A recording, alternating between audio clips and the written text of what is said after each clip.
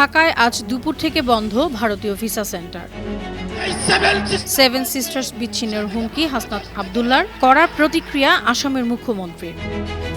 গাজা যুদ্ধবিরতি লঙ্ঘন নিয়ে নেতানিয়াহুকে ট্রাম্পের কড়া বার্তা। যুক্তরাজ্যের সঙ্গে ৪,১৬০ কোটি ডলারের বাণিজ্য চুক্তি স্থগিত করল যুক্তরাষ্ট্র। ডেথ সেলে আছেন ইমরান খান, অভিযোগ ছেলেদের।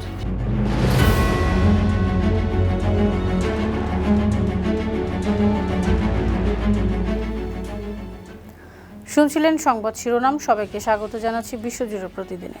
বিশ্বের বিভিন্ন প্রান্তের সবশেষ তথ্য জানাতে আপনাদের সঙ্গে আছি আমি অনন্যা চৈতি। চলমান নিরাপত্তা পরিস্থিতির কারণে ঢাকার যমুনা ফিউচার পার্কে অবস্থিত Indian visa application centre IVAC আজ বুধবার ১৭ ডিসেম্বর দুপুর ২টা থেকে সাময়িকভাবে বন্ধ ঘোষণা করা হয়েছে। আইভ্যাক বাংলাদেশের ওয়েবসাইটে প্রকাশিত বিজ্ঞপ্তিতে জানানো হয়, আজ যাদের আবেদন জমা দেওয়ার অ্যাপয়েন্টমেন্ট ছিল তাদের পরবর্তীতে নতুন তারিখ জানিয়ে দেওয়া হবে। উল্লেখ্য, ৫ আগস্টের গণঅভ্যুত্থানে শেখ হাসিনা সরকারের পতনের পর অন্তর্বর্তী সরকারের সঙ্গে ভারতের সম্পর্ক টানাপোড়েনের মধ্যেই রয়েছে। এ প্রেক্ষাপটে নিরাপত্তা পরিস্থিতি ঘিরে উদ্বেগ আরও বেড়েছে। ঢাকায় ভারতীয় হাইকমিশনে হামলার হুমকি এবং বাংলাদেশের রাজনৈতিক নেতাদের উস্কানিমূলক ভারত বিরোধী বক্তব্যের প্রতিবাদ জানাতে নয়াদিল্লিতে নিযুক্ত বাংলাদেশের হাইকমিশনার মোহাম্মদ রিয়াজ হামিদুল্লাহকে তলব করেছে ভারত। বুধবার ভারতের পররাষ্ট্র মন্ত্রণালয় তাকে তলব করে আনুষ্ঠানিক প্রতিবাদ লিপি হস্তান্তর করে।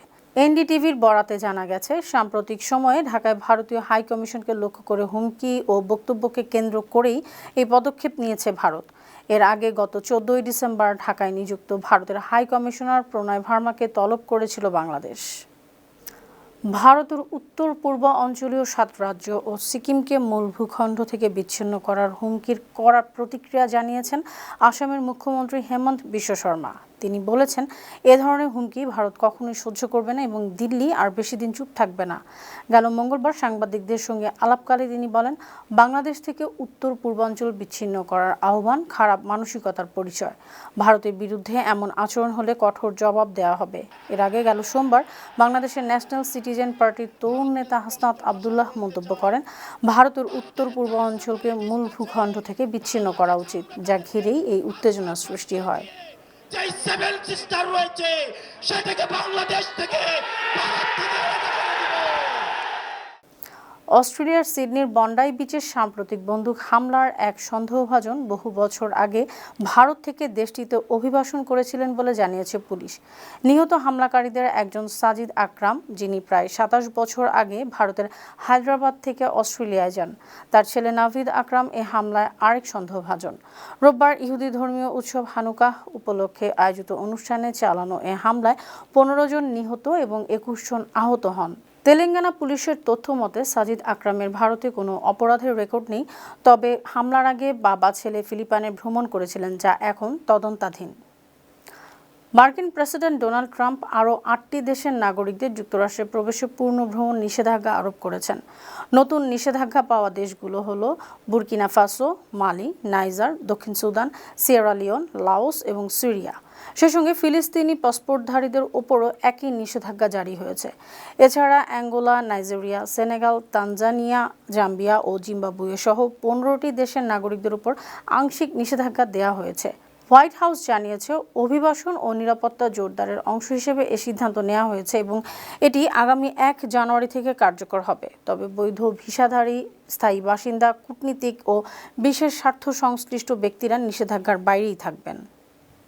গাজায় যুদ্ধবিরতি লঙ্ঘন করে সাম্প্রতিক বিমান হামলার পর ইসরায়েলের প্রধানমন্ত্রী বেনিয়ামিন নেতানিয়াহুর ওপর আবারও খেপেছেন যুক্তরাষ্ট্রের প্রেসিডেন্ট ডোনাল্ড ট্রাম্প। মার্কিন সংবাদ মাধ্যম এক্সিওস জানায়, হামাসের উপকমান্ডার রায়েদ সাদ নিহত হওয়ার ঘটনায় হোয়াইট হাউস থেকে নেতানিয়াহুকে কড়া ভাষায় বার্তা পাঠানো হয়। এক জ্যেষ্ঠ মার্কিন কর্মকর্তা জানান, বার্তায় বলা হয়েছে, নেতানিয়াহু চাইলেই নিজের সুনাম নষ্ট করতে পারেন, তবে গাজায় যুদ্ধবিরতির মধ্যস্থতাকারী হিসেবে ট্রাম্পের সুনাম ক্ষুণ্ণ হতে দেওয়া হবে না। উল্লেখ্য, ১০ অক্টোবর থেকে গাজায় যুদ্ধবিরতি কার্যকর থাকলেও ইসরায়েল একাধিকবার তা লঙ্ঘন করেছে। মার্কিন প্রেসিডেন্ট ডোনাল্ড ট্রাম্প ভেনেজুয়েলার প্রবেশ ও সেখান থেকে বের হওয়া নিষেধাজ্ঞাপ্রাপ্ত সব তেল ট্যাঙ্কারের ওপর সম্পূর্ণ অবরোধ জারির নির্দেশ দিয়েছেন। এতে প্রেসিডেন্ট নিকোলাস মাদুরোর সরকারের ওপর যুক্তরাষ্ট্রের চাপ আরও বেড়েছে। সামাজিক যোগাযোগ মাধ্যমে ট্রাম্প দাবি করেন, ভেনেজুয়েলা তেলের আয় ব্যবহার করে মাদক পাচারসহ অপরাধে অর্থ যোগান দিচ্ছে।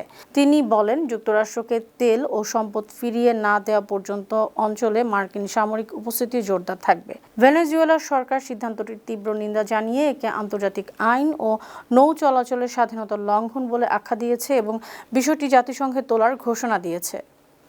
বাণিজ্য ছাড় নিয়ে মতবিরোধের কারণে যুক্তরাজ্যের সঙ্গে স্বাক্ষরিত $4,160 কোটি ল্যান্ডমার্ক বাণিজ্য চুক্তি স্থগিত করেছে যুক্তরাষ্ট্র। ব্রিটিশ সংবাদ মাধ্যম ফিনান্সিয়াল এক্সপ্রেসের প্রতিবেদনে বলা হয়েছে, চুক্তির আওতায় বিজ্ঞান ও প্রযুক্তি খাতে যুক্তরাষ্ট্রকে আরও বেশি শুল্ক ছাড় দিতে চেয়েছিল ওয়াশিংটন, যা লন্ডনের কাছে গ্রহণযোগ্য হয়নি। গত সেপ্টেম্বরে স্বাক্ষরিত এই চুক্তিতে কৃত্রিম বুদ্ধিমত্তা, পরমাণু শক্তি, কোয়ান্টাম প্রযুক্তি সহ বিভিন্ন কৌশলগত খাতে সহযোগিতার কথা ছিল। তবে কয়েক দফা বৈঠকের পরও সমঝোতা না হওয়ায় শেষ পর্যন্ত চুক্তি স্থগিতের সিদ্ধান্ত নেয় মার্কিন কর্তৃপক্ষ। যুক্তরাজ্য জানিয়েছে, তারা এখনও বিজ্ঞান ও প্রযুক্তি খাতে বিনিয়োগ ও সহযোগিতার লক্ষ্যে প্রতিশ্রুতিবদ্ধ। পাকিস্তানের সাবেক প্রধানমন্ত্রী ইমরান খানকে ডেথ সেলে রেখে মানসিক নির্যাতন করা হচ্ছে, এমনই আশঙ্কা প্রকাশ করেছেন তার দুই ছেলে কাসিম ও সুলাইমান খান।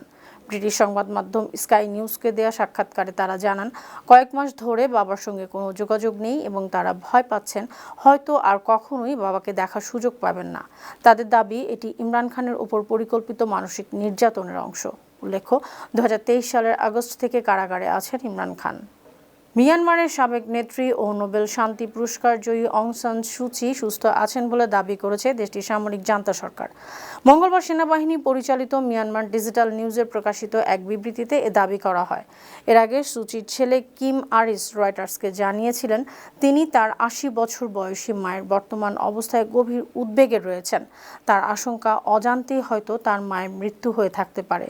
জান্তার বিবৃতির প্রতিক্রিয়ায় কিম আরিস বলেন, সত্যিই যদি তার মা সুস্থ থাকেন তবে সামরিক বাহিনীকে তার প্রমাণ দিতে হবে। 2021 সালের সামরিক অভ্যুত্থানের পর থেকে অং সান সু চি কারাবন্দী রয়েছেন। সুপ্রিয় দর্শক, এই ছিল আজকের বিশ্বজুড়ে প্রতিদিনের আয়োজনে। দেশ বিদেশের বিভিন্ন খবর নিয়ে আবার আপনাদের সামনে হাজির হব। সেই পর্যন্ত ভালো থাকুন, সুস্থ থাকুন, বার্ন টিভির সঙ্গে থাকুন। ধন্যবাদ।